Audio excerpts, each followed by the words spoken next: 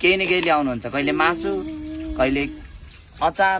चियाखाएर जान न दाइ, आउनु।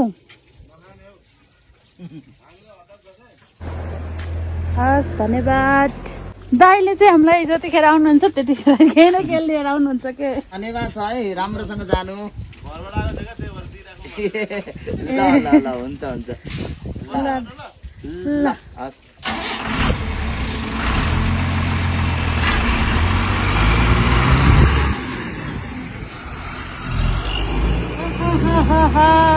जानुभयो दाइ चाहिँ, कान्छालाई चाहिँ यहाँनिर। ठिकै छ, उहाँ एकदम राम्रो प्यारो सर। उहाँ चाहिँ धरानदेखिबाट हुनुहुन्छ। उहाँलाई धराने सोल्टी भनेर चिनिन्छ।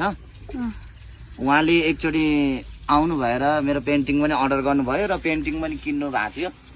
अनि पेन्टिङ किन्ने मात्र गर्नु भएन, उहाँ रेगुलर रूपमा यसै गरी गाडी चलाएर आउनुहुन्छ अनि आउनु भएर बोल्नुहुन्छ। My God, sorry. अनि केही न केही ल्याउनुहुन्छ, कहिले मासु कहिले अचार, होइन? दामी छ, दामी।